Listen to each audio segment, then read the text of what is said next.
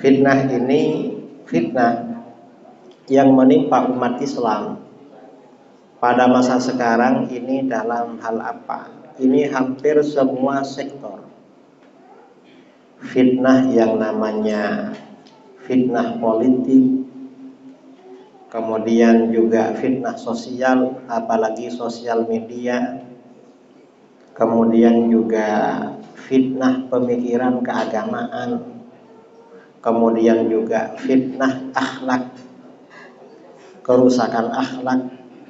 Ini sekarang memang di mana-mana itu serba fitnah. Maka di sini pada masa-masa seperti sekarang, agar kita ini selamat, keluarga kita juga selamat, maka kita harus kembali kepada Allah. Tentu termasuk ibadah, tadi kan beribadah. Termasuk ibadah ini juga kajian keagamaan. Itu juga ibadah. Karena masa-masa kacau sekarang ini, kajian keagamaan seperti ini juga termasuk ibadah.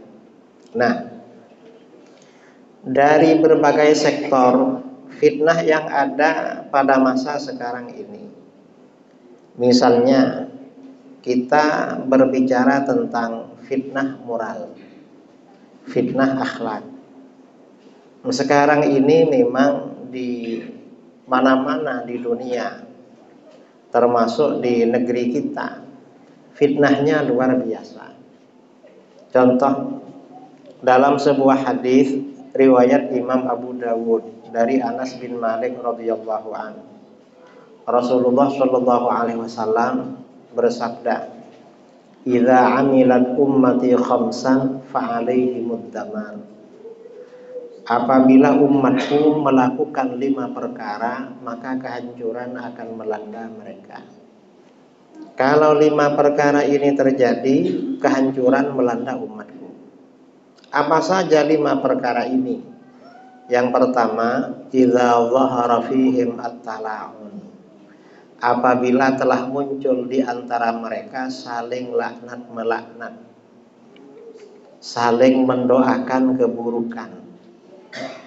Saling mendoakan keburukan. Awalnya saling membenci, lalu saling memaki-maki, lalu saling sesat menyesatkan, lalu saling mendoakan keburukan. Ini tala'un.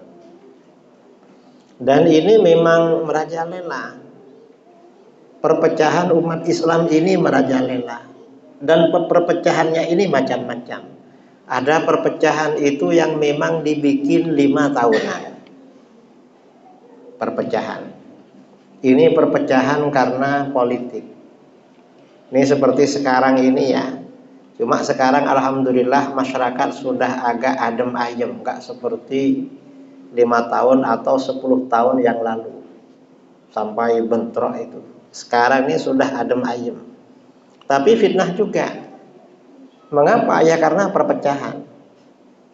Jadi kadang-kadang perpecahan ini karena perbedaan politik. Dan ini tiap 5 tahun sekali. Dan kita hindari seperti itu. Kita nggak perlu ikut-ikutan ya, dukung-mendukung A, B, C, biarin. Kalau mau milih, pilih yang baik aja. Yang nggak baik jangan dipilih. Kalau misalnya nggak ada yang cocok, nggak dipilih nggak apa-apa juga. Wong nggak milih itu juga pilihan. Mengapa? Karena ini juga bagian dari fitnah. Toh saudara walaupun milih siapa, mungkin yang dipilih gak kenal juga dengan saudara. Dan kalaupun jadi, saudara pemilihnya juga tidak akan dicari. Coba kemarin ya, yang pileg, yang saudara pilih, ada nggak ngubungi saudara di Masjid Al-Ikhwan? Kan nggak ada itu. Itu yang terpilih, apalagi yang nggak terpilih. Mungkin sodakohnya ditarik lagi itu. Itu yang nggak terpilih. Nah ini memang perpecahan. Kemudian lagi yang juga ya, perpecahan ini di internal umat Islam yang parah juga itu perpecahan karena aliran. Perbedaan aliran di dalam Islam. Nah, dan perpecahan aliran di dalam Islam ini tensinya tinggi sekali. Mengapa tinggi? karena bisa menimbulkan peperangan. Umat Islam ini tidak sedikit saling bunuh-membunuh dari dulu, gara-gara perbedaan aliran, gara-gara perbedaan mazhab.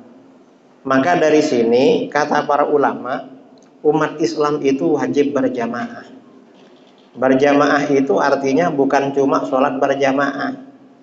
Kadang-kadang orang itu berjamaah tapi secara zahir hatinya bermusuhan. Berjamaah itu artinya zahir batin. Secara zahir kita ini berjamaah, hati juga berjamaah. Artinya terbangun sinergi dan kekompakan.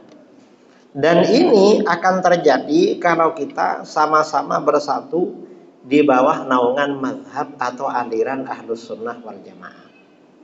Kalau pindah aliran nggak berjamaah. Misalnya pindah ke Salafi, pindah ke Wahabi. Orang ini begitu pindah ke Wahabi itu bahaya, saudara. Bahayanya apa? Nanti dia akan merasa paling baik sendiri. Dia merasa paling sunnah. Tetangganya disesatkan, disyirik-syirikkan, dibid'ahkan. Walaupun kadang sholatnya bareng. Tapi dia bahaya, Salafi Wahabi. Makanya saya sering sampaikan, terutama di Pekanbaru, di Sulawesi, di mana-mana, terutama di daerah-daerah yang ada lembaga-lembaga pendidikan seperti sekolah, pesantren, aliran di luar Ahlus Sunnah, misalnya lembaga pendidikan Wahabi atau apa. Kalau punya anak jangan dimasukkan ke situ. Mengapa? Kalau masuk di aliran Salafi Wahabi, sebentar lagi akan menjadi anak durhaka. Durhaka pada orang tua. Orang tuanya saja didurhakai, apalagi orang lain. Dan ini kejadian di mana-mana. Beberapa waktu yang lalu saya ngisi acara di Sulawesi Tengah. Saya sampaikan, kalau punya anak hati-hati. Masukkan kalau waktunya sekolah, masukkan di lembaga pendidikan yang aswaja. Karena kalau enggak, kalau masuk lembaga pendidikan non aswaja, misalnya Salafi Wahabi, sebentar lagi menjadi anak durhaka. Akhirnya apa? Selesai saya ceramah, kiai yang ada di situ, buya di situ ceramah juga. Kata beliau, betul kiai. Orang itu anak kecil kalau masuk lembaga pendidikan Salafi sebentar lagi jadi anak durhaka. Mengapa? Ini kasus tetangga saya katanya. SD-nya masuk sekolah dasar Salafi. Dapat 6 bulan, anaknya ini berani bicara sama ayahnya. Ya, ayah ini sesat. Loh kenapa? Tadi malam ayah ikut tahlilan. Ikut tahlil. Tetangga sebelah meninggal, ayah pergi tahlil. Itu sesat. Kira-kira kalau ada anak berani menyesatkan ayahnya, padahal kelas 1 SD, itu anak berbakti apa anak durhaka kira-kira? Kan durhaka. Dapat 1 minggu anaknya bilang lagi sama bapaknya, ya ayah ini kok masih sesat lagi. Kenapa? Tadi malam ayah menghadiri acara maulid Nabi. Dibilang acara maulid sesat. Ini masih anak-anak saudara, berani pada orang tua. Kemudian ada kejadian juga. Ada orang tua meninggal dunia, anaknya ikut Salafi sudah dewasa. Pada waktu prosesi pemakaman, anaknya sama 2 kawannya datang. Ketika buya yang ada di situ mau membacakan talqin, anaknya marah-marah. Jangan bacakan talqin ayahku. Ini bacaan sesat, bacaan haram, bacaan nggak benar. Akhirnya apa? Buya yang ada di situ tetap bersikeras bersama masyarakat baca talqin.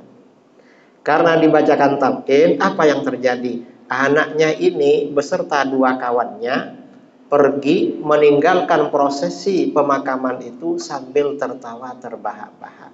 Bayangkan, ayahnya baru dikubur ketawa dia. Ini baru talqin. Kalau anak itu Ahlus Sunnah wal Jamaah, orang tuanya pagi-pagi meninggal, malamnya bikin acara tahlil, mendoakan orang tuanya. Tapi kalau anaknya bukan Ahlus Sunnah, anaknya tutup pintu, nggak ada bacaan tahlil mendoakan orang tua. Dalam perjalanan waktu, kalau anaknya ahlus sunnah wal jamaah senantiasa ziarah ke makam orang tuanya. Kadang mengadakan acara haul setahun sekali, sedekah dan mendoakan orang tua. Tapi kalau anaknya salafi wahabi, dalam perjalanan waktu nggak ingat lagi dia ke kuburan orang tuanya, apalagi bikin haul alias ditinggalkan selama-lamanya. Artinya apa? Kita ini berhati-hati ya dengan pemikiran-pemikiran, faham-faham aliran di luar ahlus sunnah wal jamaah. Itu sangat berbahaya. Bahayanya apa? Ya ini paling tidak ini durhaka pada orang tua. Karenanya kalau punya anak tanya sama Buya, ini dimondokkan di mana? Di Pekanbaru ini banyak pondok-pondok ahlus sunnah. Pondoknya Ustadz Zulhenri Rais, pondok Babus Salam, pondok Nurul Azhar, dan pondok-pondok yang lain. Memang orang itu punya anak ya harus dididik, harus dijaga sholatnya, harus belajar ibadah segala macam. Orang tua itu gak cukup ngasih makan. Cuman orang tua sekarang ini kadang-kadang lebih memikirkan urusan dunia anaknya daripada urusan agama. Padahal agama lebih penting. Mengapa begitu? Kalau punya anak bangun kesiangan gak sholat subuh kadang gak marah. Tapi anaknya kesiangan terlambat sekolah SD, orang tuanya marah kadang. Padahal ibadah ini lebih penting daripada sekolah umum. Ini yang pertama. Artinya apa? Kita ini agar tidak terjadi yang pertama, saling laknat-melaknat, saling memaki-maki, anak-anak kita ini diajarkan pendidikan yang benar. Artinya apa? Pendidikan Islam ahlus sunnah wal jamaah. Hati-hati memasukkan anak. Ini yang pertama. Yang kedua, yang juga menyebabkan kehancuran umat Islam. Ini tanda-tanda. Walabisu al-harir. Mereka umatku yang laki-laki sudah memakai pakaian sutra, baju sutra. Artinya kaum laki-laki memakai pakaian yang bukan pakaiannya. Sutra itu kan mestinya pakaiannya cewek, pakaiannya perempuan. Kalau laki-laki yang memakai, ini berarti sudah terjadi ketimpangan sosial. Sudah gak benar. Sekarang ini levelnya sudah lebih parah dari sutra. Kenapa lebih parah dari sutra? Sutra itu gak kelihatan. Dan orang tuh kebanyakan gak tahu kain sutra tuh kayak apa, banyak gak tahu sekarang. Yang jelas-jelas pakaian perempuan dipakai itu banyak sekarang anak-anak muda kita. Dan mereka umat Islam. Contohnya apa? Seperti anting-anting. Kadang-kadang kalung ya. Kadang kalungnya emas. Saya pernah mau khutbah di Kepri, Kepulauan Riau. Saya mikir-mikir, saya mau khutbah apa ini? Tidak tahunya ada jamaah masuk pakai kalung emas ke masjid. Wah, mau ke masjid pakai kalung itu pakaian haram. Haram tuh jangan dibawa ke masjid. Karena kalau dibawa ke tempat ibadah tambah besar dosanya. Kalau mau maksiat di luar masjid lah. Mestinya jangan maksiat. Wah, itu laki-laki sholat Jumat. Kalau pergi sholat Jumat kan laki-laki. Di lehernya kelihatan kalung. Akhirnya saya ceramah ini. Entah dia tuh dengar apa enggak. Karena kadang-kadang orang pergi sholat Jumat, waktu khutbah itu tidur kadang-kadang. Kadang-kadang walaupun enggak tidur ngelamun. Melamun ya, enggak mendengarkan khutbahnya tuh apa. Tahu-tahu selesai dah mau sholat itu. Tapi ya enggak apa-apalah, mudah-mudahan dapat hidayah dari Allah. Dan biasanya memang anak-anak yang pakai tende, pakai anting-anting, pakai kalung ya. Kadang-kadang pakai cincin, kadang-kadang yang ditendek, yang dikasih anting-anting hidungnya. Gak cukup hidungnya, lalu bibirnya, bibir bawah, habis itu bibir atas. Setelah itu lidahnya. Saya mikir-mikir, enak, apa enaknya pakai begitu? Dan orang begitu tuh memang nggak disiplin biasanya. Ya nggak disiplin waktu, nggak disiplin sosial, nggak disiplin ibadah. Masyarakat ini kalau tidak disiplin itu berarti kan rusak. Berarti kan hancur masyarakat itu. Kalau tidak ada kedisiplinan. Ini yang kedua. Kemudian yang ketiga ini wasyaribu al-khumur. Mereka telah mengkonsumsi miras, minuman keras. Minuman keras ini di masyarakat kita, terutama masyarakat Melayu, masyarakat Sumatera. Ini luar biasa. Ya sebenarnya bukan cuma di Melayu, sampai ke Jawa, ke Indonesia Timur juga luar biasa. Mengapa? Karena peredaran miras. Khamr itu sekarang sudah agak berbentuk miras. Ada yang berbentuk sabu-sabu, ya, ada yang bentuk pil, berbentuk apa, macam-macam kan sekarang. Dan ini hasil testimoni ada mantan Kapolda Sumbar yang ditangkap ketika dimutasi ke Jawa Timur. Ternyata Kapolda ini kan bandar narkoba. Dan katanya peredaran narkoba itu ya melalui orang-orang yang ada di Polres. Kata Pak Kapolda, kira-kira kalau narkoba ini melalui Polres, kira-kira aman apa gak aman kira-kira? Kan aman berarti. Mengapa? Yang tukang nangkep yang menyebarkan. Padahal kita ini sudah ada BNN, Badan Narkotika Nasional. Ya mungkin kalau polisi ini punya BNN, Badan Narkotika Nasional, tapi menyebarkan. Badan ini artinya untuk nangkep atau apa untuk mengedarkan itu. Kan bingung. Saya bulan kemarin di Medan bicara soal narkoba. Ini informasi dari kawan-kawan, katanya hampir tiap daerah, misalnya tiap desa, itu ada bandar-bandar narkoba itu. Dan ini memang bisnis menggiurkan narkoba. Karena 1 kilo itu bisa 1 miliar. Wong yang membawa aja, kurir yang tukang ngantar, itu 65 juta kan tertangkap kemarin. Itu narkoba. Dan ini sumber kerusakan, narkoba ini. Sumber kerusakan. Dan yang terlibat juga ini ya orang-orang yang mestinya melindungi.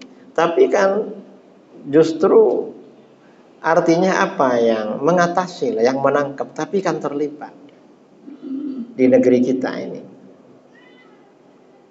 Jadi memang benar-benar parah ini ya yang khamr ini.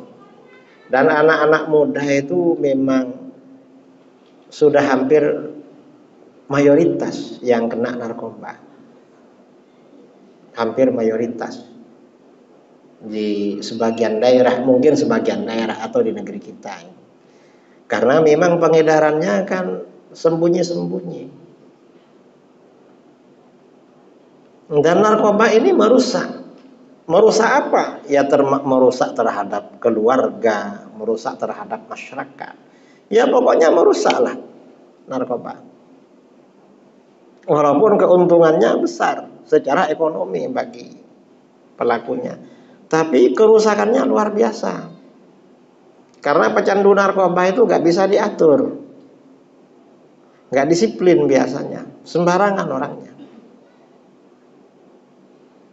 Dan berbahaya, sangat berbahaya. Wataknya keras. Ini yang ketiga, yang narkoba ini. Dan di masyarakat Melayu luar biasa juga. Kemudian yang keempat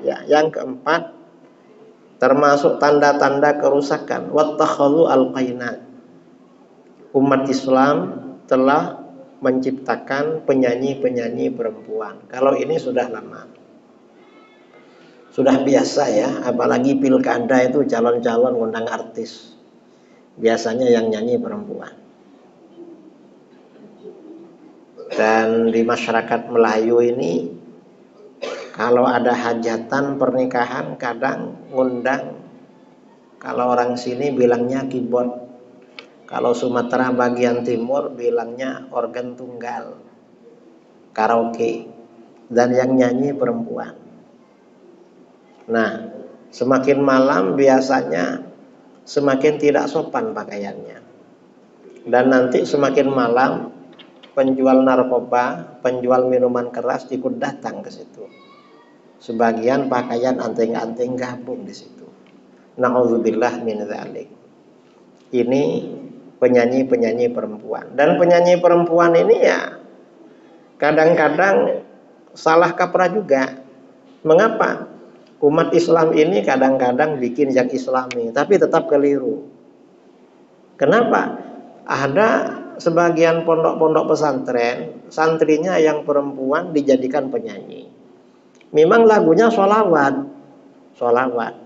Cuma penontonnya laki dan perempuan, kan nggak boleh itu.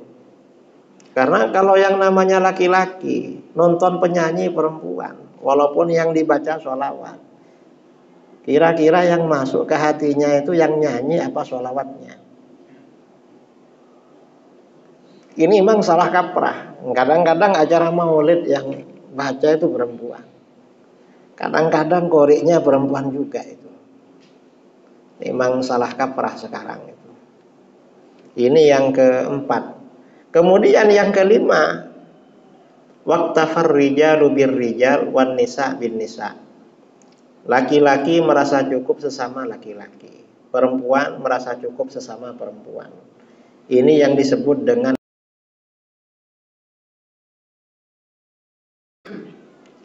lesbi, gay. Dan ini merajalela sekarang ini. Bahkan beberapa provinsi, terutama di Jawa, anggota tiap provinsi itu ratusan ribu. Tiap provinsi. Dan ini memang termasuk program barat yang dipaksakan ke seluruh negara, terutama negara Islam. Yang melarang malah sebagian negara-negara kafir seperti Rusia, melarang. Di Indonesia, menurut Menko Polhukam yang dulu Pak Mahfud MD, dalam KUHP yang akan berlaku 2026, bukan pelanggaran hukum, sudah legal secara hukum. Coba pikirkan, gimana saudara-saudara kalau ternyata ada keluarga kita laki-laki kok berfungsi sebagai perempuan? Gimana kira-kira? Atau perempuan berfungsi menampilkan dirinya seperti laki-laki, gimana? Kan kacau, rusak itu. Ini terjadi kerusakan. Nah, ini solusinya bagaimana? Yang jelas memang kelima-limanya ini memang luar biasa. Gejala ini memang benar-benar ada dan nyata di negeri kita. Maka solusinya, masyarakat ini, anak-anak itu solusi yang paling tepat. Kalau punya anak itu memang usia remaja, pendidikannya dimasukkan di pondok pesantren. Dan itu pondok pesantren Ahlus Sunnah wal Jamaah. Mengapa? Kalau masuk pondok pesantren insya Allah aman. Ya memang ada kasus-kasus yang terjadi seperti itu, tapi itu jarang. Kasus-kasus yang terjadi viral itu jarang itu ya. Ya carilah pondok-pondok yang memang bisa dipercaya. Buyanya dipercaya, ustadz-ustadznya dipercaya. Pondok-pondok yang ketat. Insya Allah aman. Kalau nggak masuk ke lembaga-lembaga seperti itu, pondok-pondok pesantren Ahlus Sunnah wal Jamaah pada masa sekarang ini memang bahaya. Harus memang. Dan ini kalau enggak bahaya. Saya beberapa waktu yang lalu pas acara di Jakarta, pulang dari acara itu sama kawan dinaikkan Grab ke bandara. Karena biar cepat. Saya tanya sama supir Grabnya, anaknya berapa Pak? 2 kan? Ada di mana? Anaknya laki apa perempuan? Laki dan perempuan. Ada di mana? Saya mondokkan. Kenapa dimondokkan? Wah, parah sekarang nih Pak kalau nggak dimondokkan. Parahnya apa? Pergaulan. Kalau laki-laki, kalau perempuan, anak perempuan nggak mondok takut bunting. Kalau laki-laki, nah lebih parah lagi katanya, takut LGBT. Kalau perempuan bunting dikawinin selesai. Kalau laki-laki sama laki-laki mau diapakan? Oh nggak bisa punya anak. Artinya LGBT ini juga sudah merambah ke sekolah-sekolah termasuk di Pekanbaru. Ini informasi sudah lama. Ini informasi lama. Karenanya memang penting ya, anak-anak itu pendidikan masih dini diperhatikan. Dan terutama lagi, anak-anak itu masih dini diperhatikan ibadah sholatnya. Mengapa ibadah sholat? Karena inna sholata tanha anil fahsya'i wal munkar.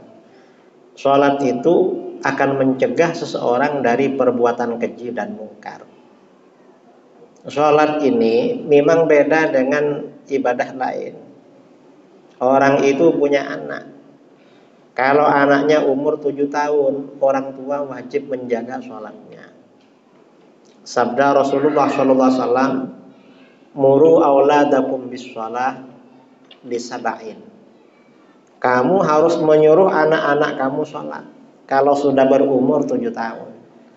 Jadi anak kita ini berumur 7 tahun, orang tua berkewajiban menyuruh sholat. Wajib. Kalau anaknya nggak sholat, anaknya nggak dosa. Cuma orang tuanya yang dosa. Orang tuanya dosa. Ya makanya ya mungkin diajak ke masjid.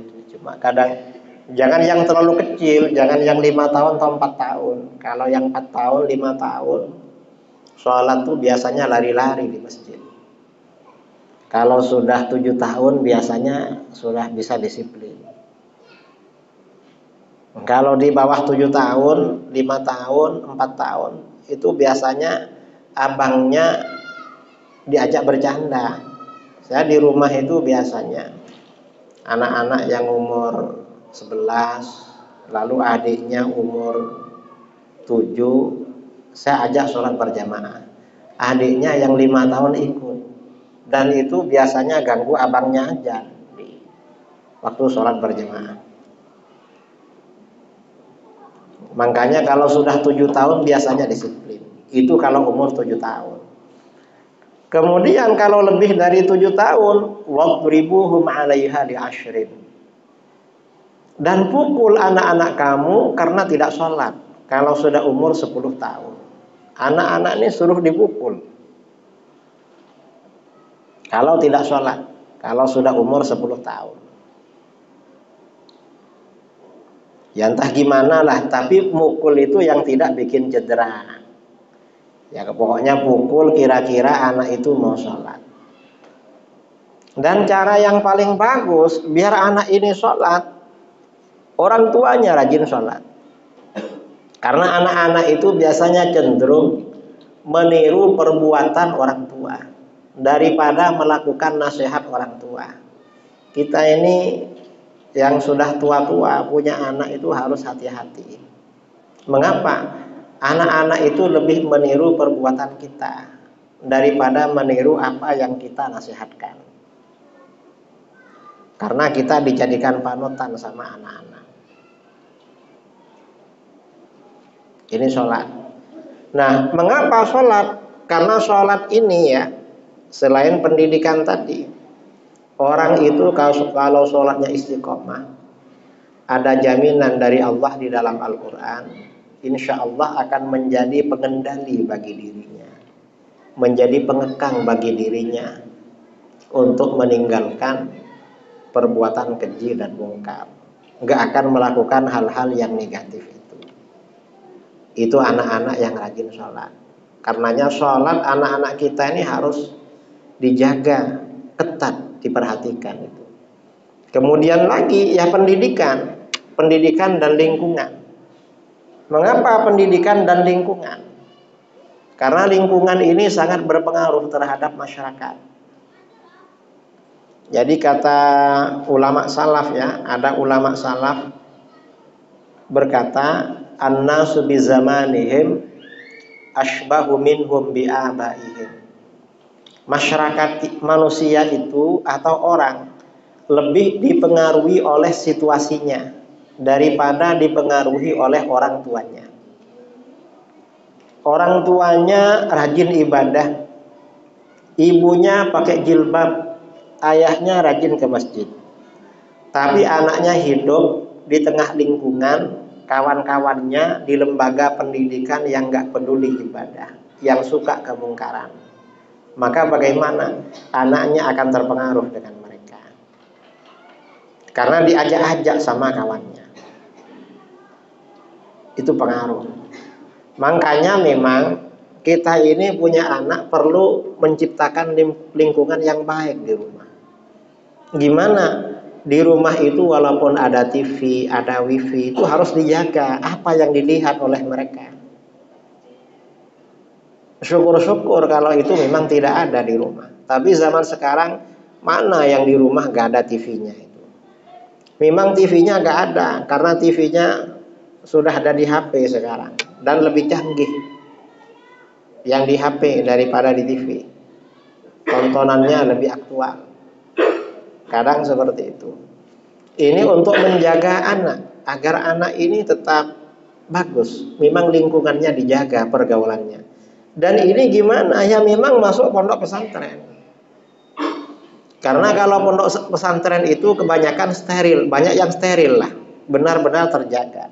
Kalaupun kadang-kadang ya ada yang lolos, yang keliru masuk ke dalam, tapi biasanya benar-benar terjaga. Jadi lingkungan itu penting.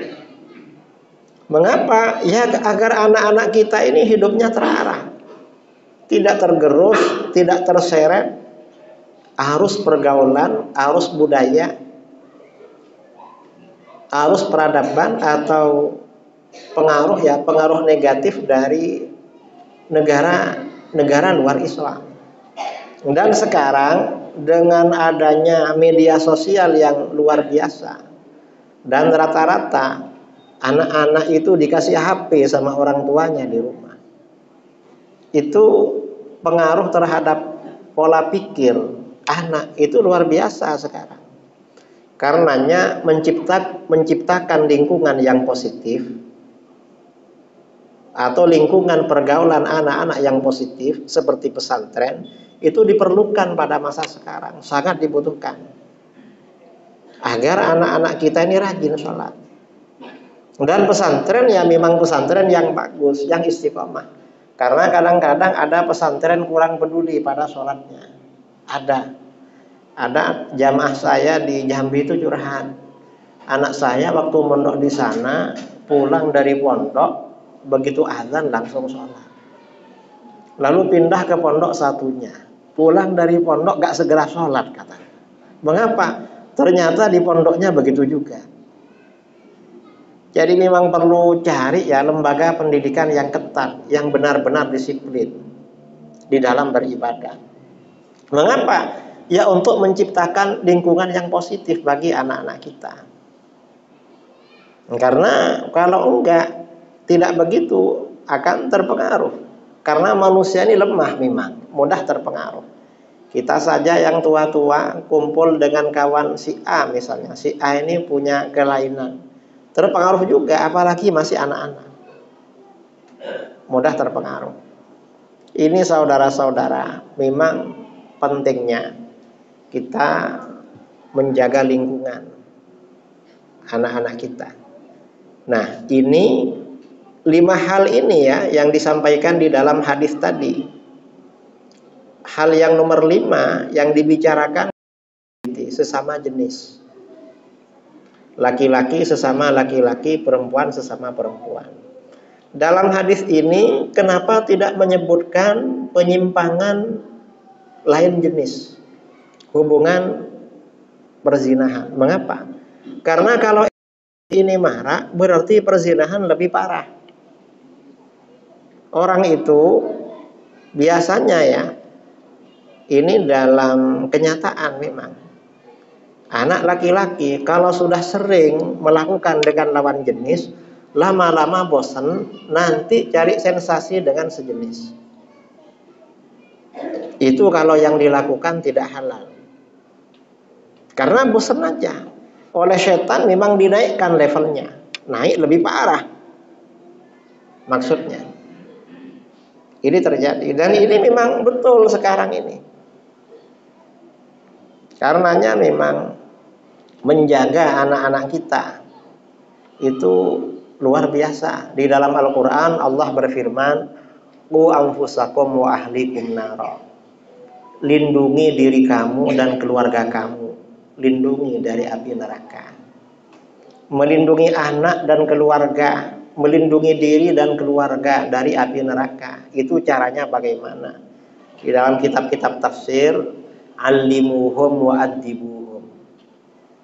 Yang dimaksud lindungi anak-anak kamu, lindungi diri kamu dan keluarga kamu dari api neraka. Di dalam kitab-kitab tafsir, ay'allimuhum, ajari mereka ilmu agama.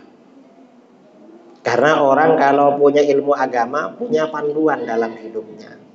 Yang kedua, adibuhum, ajari mereka adab, ajari mereka etika, ajari mereka akhlak. Akhlak ini juga penting saudara zaman sekarang. Karena zaman sekarang ini akhlak memang sangat merosot, gak seperti dulu. Mengapa sangat merosot? Ya seperti terputusnya silaturahmi. Ponaan gak peduli dengan pamannya, abang gak peduli dengan adiknya, dan lain sebagainya. Ini memang sekarang ini benar-benar masa-masa krisis ya, krisis akhlak, krisis sosial, krisis keilmuan di dalam agama. Dan di masyarakat kita ini bahwa ilmu agama masih krisis, ini memang betul. Kenapa krisis? Hasil survei Institut Ilmu Al-Quran Jakarta tahun 2023. Umat Islam Indonesia yang buta aksara Al-Quran itu 72% lebih. Yang nggak bisa baca Quran 72% lebih. Berarti memang kebanyakan masyarakat kita ini nggak bisa baca Quran. Ya memang anak-anak ketika masih kecil di seluruh pelosok di negeri kita masuk TPQ. Cuma lulus TPQ kan nggak ngaji lagi. Akhirnya hilang. Orang saya ini buka pondok di Jambi. Kemudian ini lagi bangun pondok di Pelalawan. Kemudian kawan-kawan yang punya pondok di mana-mana berbincang-bincang. Anak-anak lulus SD yang masuk pondok itu rata-rata gak bisa baca Quran. Baca Quran gak bisa. Kalau baca Quran gak bisa berarti kan gak bisa sholat. Alias walaupun sholat, sholatnya tidak sah. Padahal baca Al-Quran ini kan paling dasar. Artinya umat Islam ini benar-benar krisis memang. Memang di Indonesia ini mayoritas Muslim, tetapi mayoritas Muslimnya nggak bisa baca Quran. Itu secara keilmuan. Kemudian secara spiritual, secara ibadah. Ini hasil survei dari terbaru 2024. Hasil survei masyarakat Indonesia, umat Islam Indonesia yang sholat 5 waktu itu 38, sekian persen. 38, sekian. Berarti yang 61, sekian persen itu tidak sholat. Mayoritas tidak sholat. Nah, hasil survei yang beneran juga, mayoritas Muslim Indonesia sholat setahun 2 kali. Dalam 2 kali setahun, mayoritas umat Islam sholat. Itu sholat apa namanya? Sholat hari raya. Kalau hari raya rata-rata sholat dan sejadahnya baru-baru. Karena baru beli sejadahnya. Nah ini saudara-saudara, saya kira hal-hal yang perlu saya sampaikan dalam kajian maghrib malam ini. Mudah-mudahan bermanfaat, karena ini waktu sudah masuk waktu sholat isya. Kita tutup, dan nanti habis isya atau habis ini ada tanya jawab, terserah masjid panitia di sini. Dari saya kurang lebihnya mohon maaf yang sebesar-besarnya. Wabillahi taufik wal hidayah. Assalamualaikum warahmatullahi wabarakatuh.